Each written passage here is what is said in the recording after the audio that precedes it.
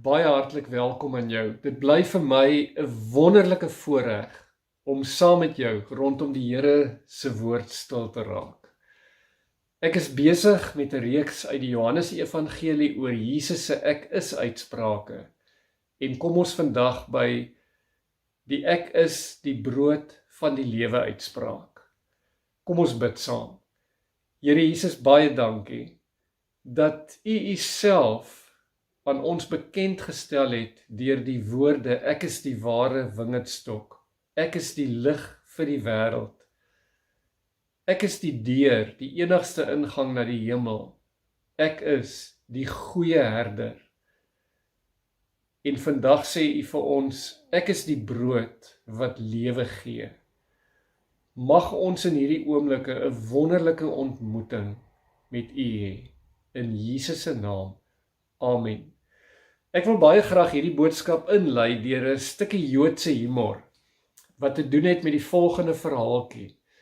Daar was 'n ou man, wat in 'n klein dorpie met net een restaurant gebly het.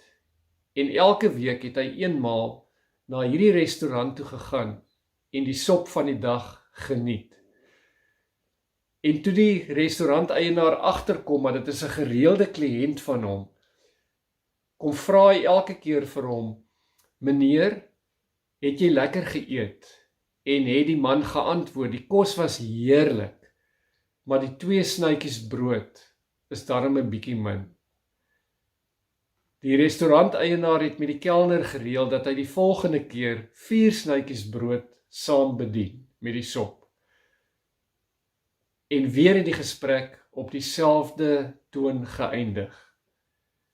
Die week daarop moes die kelner 8 snye brood saam met die sop bedien. Maar weer was die antwoord, die sop was heerlik, maar die brood was bietjie min. Die daaropvolgende week het die kelner 16 snye brood bedien saam met die sop. En weer het die gesprek op presies dieselfde neergekom. Die restauranteienaar was hande in die hare en het net een doel voor oog gehad, en dit is om hierdie gereelde kliënt van hom te bevredig. Daarom het hy besluit om 'n 2 meter lange brood te bak. En het hy vir sy kelner gesê dat hy hierdie brood goed moet smeer met lekker vars plaasbotter en saam met die sop moet bedien, en dat hy die brood in 2 moet sny. Daardie dag het die restauranteienaar opgewonde nader gekom en gesê, en hoe was die kos? En het die man gesê, die sop was heerlik, maar ek sien ons is terug by 2 snytjies brood. Die bottom line is, dit is bitter moeilik om sekere mense tevrede te stel. En dit laat my baie aan my en jou dink, dat ons jaag partykeer soveel dinge, soveel goeders na, en glo dat dit vir ons gaan bevredig vir die res van ons lewe. En dan kom ons met ontsteltenis agter dat daar 'n leegheid in ons binneste is. Daarom wil ek vir jou 'n bietjie agtergrond gee van Jesus se uitspraak, ek is die brood wat lewe gee. Johannes 1-12, daar sien ons 7 tekens as wonderwerke wat Jesus gedoen het om homself bekend te stel. En net voor Jesus se uitspraak in Johannes 6 vers 22 tot 35 het ons gesien hoe hy die brood vermeerder het en hoe dat hy met 5 broodjies en 2 visse vir 5000 mense kos gegee het. Johannes 6 vers 1 tot 14 sê vir ons dat na hierdie wonderlike gebeurtenis, die volgende dag het baie mense weer vir Jesus gesoek. Maar nie omdat hy Jesus was die brood van die lewe nie, maar omdat hulle weer kos by hom wou hê en fisies bevredig wou word. Johannes 6 vers 22 tot 35 vertel Jesus vir ons in 'n 2 gesprek wat nou gebeur. Die mense wat oor kan die see was, het gesien dat daar net een skuitjie is en geweet dat Jesus nie saam met sy disippels in die skuit geklim het nie, maar dat hulle alleen weggevaar het. Dit is nou na die vorige wonderwerk van die broodvermeerdering. Die volgende dag kom daar toe ander skuitjies van Tiberias af aan naby die plek waar die mense die brood geëet en nadat hy die Here daarvoor gedank het. Toe die mense sien dat Jesus nie daar is nie en sy disippels ook nie, het hulle in die skuitjies geklim en na Kapernaum toe gevaar op soek na Jesus. En raai waar kry hulle vir Jesus? In die Joodse sinagoge. Want Jesus het sy krag in die teenwoordigheid van sy Vader geput, na so 'n geweldige wonderwerk wat hy die vorige dag gedoen het en hom fisies uitgeput het. En toe hulle hom oor kan die see kry, vra hulle vir hom, Rabbi, wanneer het u hierheen gekom? Jesus antwoord hulle, dit verseker ek julle, julle soek my, nie omdat julle die wondertekens gesien het nie, maar omdat julle van die brood geëet en versadig geword het. Met ander woorde, Jesus sê vir hulle, julle soek my om 'n verkeerde rede. Julle wil weer hê ek moet vir julle kos gee. Vers 27, julle moet nie werk vir die voedsel wat vergaan nie, maar vir die voedsel wat nie vergaan nie en wat ewige lewe gee. Dit sal die Seun van die mens vir julle gee, want God die Vader het hom die mag daartoe verleen. En hiermee identifiseer Jesus homself as die Seun van God, wat gekom het om geestelike brood te bring, sodat ek en jy vir ewig bevredig kan word. Vers 28, toe vra hulle vir Jesus, wat moet ons doen om te doen wat God van ons verlang? Met ander woorde, wat moet ons doen om die ewige lewe te verkry? En Jesus antwoord hulle, wat God van julle verlang, is dat julle moet glo in hom wat hy gestuur het. Julle moet glo in die Here Jesus Christus. Vers 30, hulle sê toe vir hom, watter wonderteken kan u doen, sodat ons dit kan sien en in u kan glo? Dis ironies, hy het net gister 'n geweldige wonderteken gedoen, waar hulle moes besef het, dat Jesus nie 'n gewone mens is nie, maar die Seun van God, en nou vra hulle alweer 'n teken. Wat gaan u doen? Ons voorouers het manna in die woestyn geëet, soos daar geskrywe staan. Hy het aan hulle brood uit die hemel gegee om te eet. Jesus het hulle geantwoord, dit verseker ek julle, dit is nie Moses wat vir julle die brood uit die hemel gegee het nie, maar dit is my Vader wat vir julle die ware brood uit die hemel gee. Die brood wat God gee, is hy wat uit die hemel kom en aan die wêreld die lewe gee.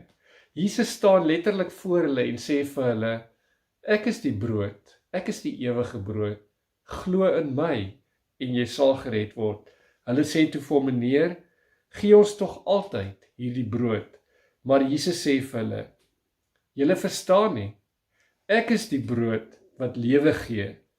Wie na my toe kom, sal nooit weer honger kry nie, en wie in my glo, sal nooit weer dors kry nie. Maar wat julle betref, ek het reeds gesê, julle sien my, en tog glo julle nie in my nie. En dit bring my by die toepassing van hierdie gedeelte. Hoe moet ons Johannes 6 prakties toepas in ons lewe? En ek dink ons moet begin by die vraag, wat is 'n definisie van dit wat Jesus sê, ek is die brood wat lewe gee? Die brood van die lewe is niks anders as 'n persoonlike verhouding met Jesus, ons verlosser en saligmaker nie. En dit is die belangrikste beginsel waarop ons hele lewe moet bou en ons doen en late moet baseer. En hierdie beginsel is gebaseer op 3 praktiese geloofsbesluite geloofspraktyke wat ek vandag met jou wil deel, wat vir my baie help in my persoonlike verhouding met die Here Jesus. En ek wil graag vir jou wys dat elkeen van hierdie 3 geloofspraktyke begin met die letter V. So die eerste V staan vir vernuwing. Wanneer ek en jy die Here Jesus persoonlik ontmoet, sê die Bybel vir ons, kan ons onmoontlik nie meer dieselfde mens wees as wat ons altyd was nie. Daarom sê Efesiërs 4 uitdruklik vanaf vers 22, hou dan op om te lewe soos julle vroeër gelewe het. Breek met die ou sondige mens in julle, wat deur sondige begeertes verteer word. Julle gees en gedagtes moet nuut word. Lewe as nuwe mense wat as die beeld van God geskep is. Lewe volkome volgens die wil van God en wees heilig. Dan wil ek saam met jou blaai na Kolossense 3 vers 15, daarvan af vers 8 af. Wat vir ons uitdruklik sê, onthou, Paulus praat hier met gelowiges wat reeds in 'n verhouding met Jesus staan. Maar nou moet julle al hierdie dinge laat staan, woede, haat, nyd en gevloek. Vuil taal moet daar nie uit julle mond kom nie, en moenie vir mekaar lieg nie. Julle het met die ou sondige mens en sy gewoontes gebreek, en leef nou die lewe van die nuwe mens, wat al hoe meer vernuwe word na die beeld van sy skepper en tot die volle kennis van God. So die eerste V staan vir vernuwing. Ek en jy kan nie in 'n verhouding met Jesus staan en ons lewe bly presies dieselfde as voorheen nie. Nee, in Christus is ons nuwe mense. Die tweede V, staan vir verheldering. En daarmee bedoel ek dat 'n groeiende verhouding met die Here Jesus Christus as ons verlosser verg insig en leiding en onderskeidingsvermoë om werklik sy wil vir ons lewe te ken. En hoe ken ons werklik sy wil? Deur absoluut sy woord te verslind en te eet, soos wat Esegiel dit gedoen het, sodat sy woord geïntegreer kan word met jou hele menswees, met jou liggaam, dat jy absoluut sy woord soos 'n heuningkoek begin eet, en daar's 'n pragtige of 'n baie sinvolle metodiek om besig te wees met die Here se woord. Ons noem dit lectio divina. Dit beteken die heilige lees van God se woord, wat basies bestaan uit 'n paar baie belangrike fases wat ek kortliks met jou gaan deel, sodat jy dit kan gaan toepas.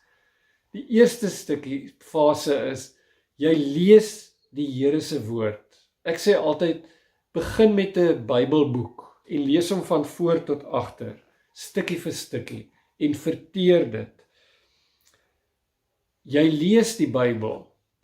Wanneer jy klaar daardie gedeelte in die Bybel gelees het, dan dink jy diep na daaroor. Met ander woorde, jy mediteer daaroor. Jy kan byvoorbeeld vir jouself vra, wat sê hierdie gedeelte vir my van God, die Vader? Wat sê dit vir my oor myself? En wat wil die Here hê moet ek vandag daarmee gaan doen? As jy klaar oor die skrifgedeelte gemediteer het, dan gaan jy op jou knieë en jy bid daaroor. En dan vat jy daai stuk woord wat jy gelees het en verander dit in 'n gebed. Dit help ook vir jou, ons noem dit skrifgebed, om werklik te groei in jou gebedslewe en nie rympie gebede te bid nie. Wanneer jy dit gedoen het, dan gaan sit jy net in die Here se teenwoordigheid en sê, Here, wat wil U hê moet ek met hierdie gedeelte wat ek nou gelees het vandag doen? En dan, die laaste, dan staan jy op en jy stap uit jou binnekamer uit, na die markplein toe, en jy gaan doen dit wat die Here sopas vir jou gesê het. Ekskuus tog, en dit bring my by die derde V, en dit staan vir vereniging, wat beteken, Jesus wil elke oomblik, elke dag, deel van elke faset van jou lewe wees. Daar was in Parys, in Frankryk, 'n kok in 'n klooster, en hy was 'n analfabeet. Ekskuus tog, my stem is bietjie weg. Hy was 'n analfabeet. Hy kon nie lees en skryf nie. maar hy het vir homself ingeoefen om alles wat hy doen en dink in die Here en vir die Here te doen. En daarom het 'n sekere persoon met die naam van Joseph de Beaufort besluit maar hy gaan broer Lawrence, hy was die kok, hy gaan broer Lawrence se tegniek gebruik om vir mense te help om in 'n meer praktiese persoonlike verhouding met Jesus te leef. En toe skryf hy die boekie The Practice of the Presence of God, die praktyk daarvan om in die teenwoordigheid van die Here te leef elke oomblik. En toe deel hy met ons dat broer Lawrence die volgende gedoen het in sy daaglikse lewe. Wanneer iets slegs gebeur, het hy gebid en vir die Here gevra vir leiding. Wanneer iets goeds gebeur het, het hy gebid en dankie gesê. Wanneer hy oor iets worstel, het hy gebid en saam met ander vir die Here gevra om uitkoms te bring. Wanneer hy in die oggend begin werk het, het hy gesê, ek gee myself vandag asof vir die Here. Wanneer jy in jou motor ry, dan bid jy vir die mense rondom jou en op die pad. Wanneer jy in 'n klaskamer sit, respekteer jy jou onderwyser of dosent, asof jy die Here self respekteer. Wanneer jy iemand help, doen jy dit asof jy vir Jesus self help. Wanneer jy gaan slaap, vertrou jy jouself aan die Here toe. Wanneer jy wyn drink, klink jy 'n glasie op die nuwe wyn wat ons in die koninkryk van God saam met Jesus gaan drink. Wanneer iemand vir jou om brood of water vra, dan gee jy dit asof vir die Here. Alles in die Here en vir die Here. Ek sluit af. Jesus het self gesê, ek is die brood wat lewe gee. En saam daarmee het hy vir ons 'n belofte gegee. Wie na my toe kom, sal nooit weer honger kry nie. En wie in my glo, sal nooit weer dors kry nie. Hy sal vir ewig bevredig word. Hierdie verhouding met Jesus, is lewensveranderend. Dit is vir jou en my. Dit is genoeg. Dit sal vir ons tevrede stel, vir ewig. Neem dit en eet die brood wat lewe gee. Amen.